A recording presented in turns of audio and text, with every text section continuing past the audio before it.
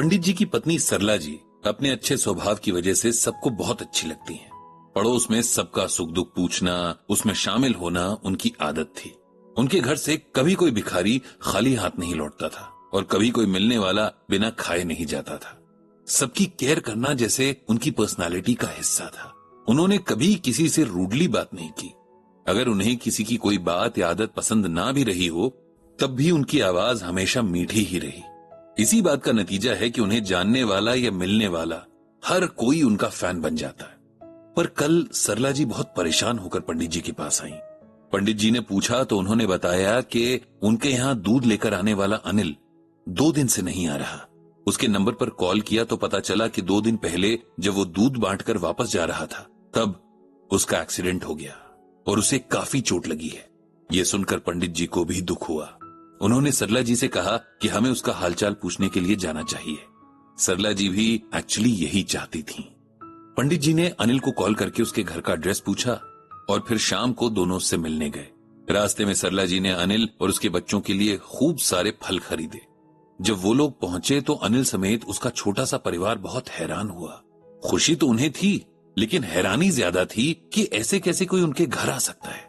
Society में जहां लोग पहले एक दूसरे का स्टैंडर्ड देखते हैं तब बात करते हैं, ऐसे में पंडित जी और सरला जी का अनिल का हाल पूछने आना उसके लिए बहुत अलग बात थी। किराए के एक कमरे में अनिल की पूरी गृहस्थी सिमटी हुई थी। उसकी पत्नी, 3 बच्चे, किचन, सब कुछ इसी कमरे में था। लेकिन कहीं से भी उसके चेहरे पर किसी कमी का एहसास नहीं था। बच्चे वेल मैनर्ड थे और अनिल की पत्नी भी बहुत शांत स्वभाव की थी। पंडित जी और सरला जी ने अनिल का हालचाल पूछा। उसकी साइकिल फिसल गई थी और गिरने से उसे काफी चोट लग गई थी, इसीलिए 2 दिन से वो दूध बांटने नहीं आ पा रहा था। पंडित जी ने अनिल से पूछा कि उसका बाकी का परिवार कहाँ है, उसके माँ बाप कहाँ हैं। ये सवाल सुनकर अनिल के चेहरे पर गहरी उदासी छा गई। उसने बड़े बुझे हुए स्वर में बताया कि उसके परिवार में अब सिर्फ उसकी पत्नी और बच्चे ही हैं, बाकी तो सबकी डेथ हो गई है। अरे, ऐसा कैसे हुआ? सरला जी ने अफसोस के साथ पूछा। अनिल की आंखों में जैसे दुनिया भर का दर्द उतर आया था। उसने अपने परिवार के बारे में बताना शुरू किया तो उसकी आवाज भारी हो गई थी। अनिल ने बताया कि उसका गांव बिहार में है। उसके पिता एक किसान थे। जॉइंट फैमिली थी। ताऊ जी, ताई जी, पापा, मम्मी। ताऊ जी के 2 बेटे और 2 बहुएं थीं। उनके बड़े बेटे के 2 बच्चे भी थे। अनिल की एक छोटी बहन भी थी जिसका नाम श्वेता था। अनिल की फैमिली का खेती के साथ साथ डेयरी बिजनेस भी था, जो कि ठीक ठाक चल रहा था। जैसे मैं आज किसी डेयरी में काम करता हूं, वैसे ही हमारी डेयरी में भी एक लड़का काम किया करता था। मेरा परिवार बहुत धार्मिक था। हमारे घर में हमेशा पूजा पाठ चलता रहता।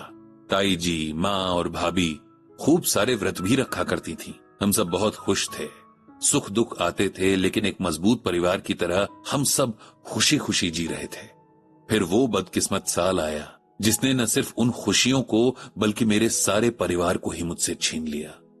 साल 2013 में मेरे गांव के कुछ लोगों ने केदारनाथ यात्रा का प्लान बनाया। मेरा परिवार भी इसमें शामिल था।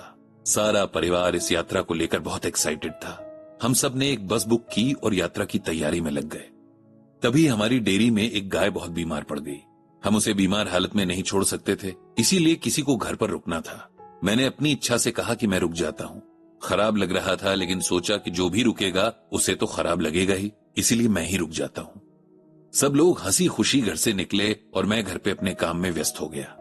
3 दिन बाद, जिस दिन उन्हें केदारनाथ में होना था, मैंने टीवी पर न्यूज देखी कि केदारनाथ में महाप्रलय यानी तबाही आ गई है। मेरा दिल धक से रह गया। मैंने तुरंत अपने पापा का नंबर लगाया, वो बंद आ रहा था।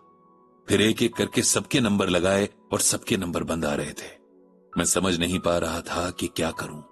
मैं पड़ोस में गया, वहां एक चाचा जी से बातचीत की। उन्होंने मुझे कहा कि हमें पुलिस स्टेशन जाना चाहिए। एक बेहद अनजान डर से डरते हुए पुलिस स्टेशन गया तो देखा कि वहां आसपास के कुछ और लोग भी आए हुए थे, जिनके अपने लोग केदारनाथ गए थे और अब उनसे कांटेक्ट नहीं हो पा रहा था। पुलिस स्टेशन में उनकी डिटेल्स ली जा रही थी और कुछ भी पता चलने पर कॉल करके बता दिया जाएगा, ये कहा जा रहा था। मेरा मन बहुत घबरा रहा था। मैं दिन भर सबको कॉल लगाता रहा और भगवान से उनके ठीक होने की प्रार्थना करता रहा। 3 दिन बाद मुझे पुलिस थाने से कॉल आया। मुझे लगा शायद मेरे परिवार से संपर्क हो गया होगा। मैं भागा भागा वहां पहुंचा तो मेरी जिंदगी की सबसे बुरी खबर मेरा इंतजार कर रही थी। मेरे परिवार में से कोई नहीं बचा था। सब केदारनाथ में आई बाढ़ में बह गए थे और अब उनके शव मिले थे। मैं ये सुनकर बेहोश हो गया था। मुझे हॉस्पिटल में होश आया, जहां मैंने अपने पड़ोस के कुछ लोगों को अपने आसपास देखा।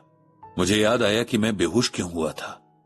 उसके बाद से जाने कब तक मैं नॉर्मल नहीं हो पाया था।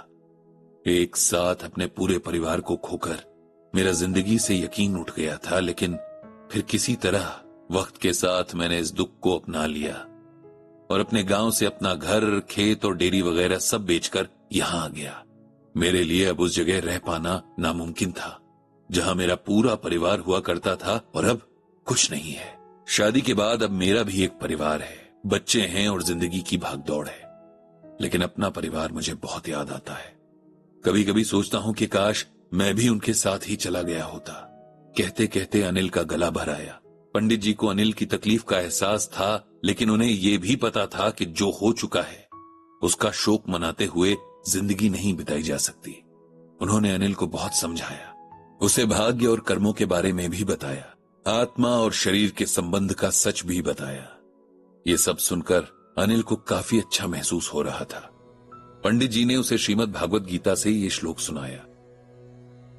द्वाविमौ पुरुषौ लोके क्षरश्चाक्षर एव च क्षरः सर्वाणि भूतानि कूटस्थो अक्षर उच्यते। यहां भगवान श्री कृष्ण अर्जुन से कहते हैं कि हे अर्जुन, इस संसार में दो ही तरह के जीव होते हैं, एक नाशवान जिन्हें एक दिन खत्म हो जाना है, और दूसरे अविनाशी जो अमर होते हैं।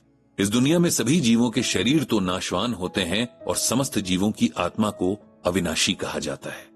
मतलब यह है कि शरीर तो खत्म हो जाते हैं, लेकिन शरीर को चलाने वाली जीवात्मा कभी खत्म नहीं होती है।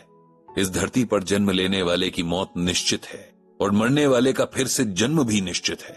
इसीलिए जो अटल है रोका नहीं जा सकता है। उसके विषय में शोक यानी कि दुख नहीं करना चाहिए। इसका सिंपल वर्ड्स में मतलब यह है कि आत्मा एक शरीर से दूसरे शरीर में जाती है। जो पैदा हुआ उसका मरना भी तय है। ये वो नियम है जिसे कोई भी नहीं बदल सकता। कोई किसी उम्र में किस कंडीशन में जाएगा ये उसके कर्मों से बनी किस्मत पर डिपेंड करता है। इसीलिए इसे कोई कंट्रोल नहीं कर सकता। समझदारी इसी में है कि सच को एक्सेप्ट करके लाइफ में आगे बढ़ जाना चाहिए। आपके परिवार के सभी लोगों का इस तरह एक साथ चले जाना दुखद है, लेकिन इसमें कोई कुछ कर नहीं सकता।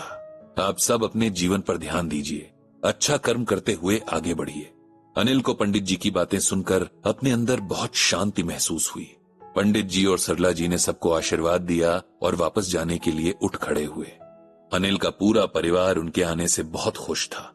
पंडित जी ने मन ही मन भगवान श्री कृष्ण से सबको सद्बुद्धि देने की प्रार्थना की।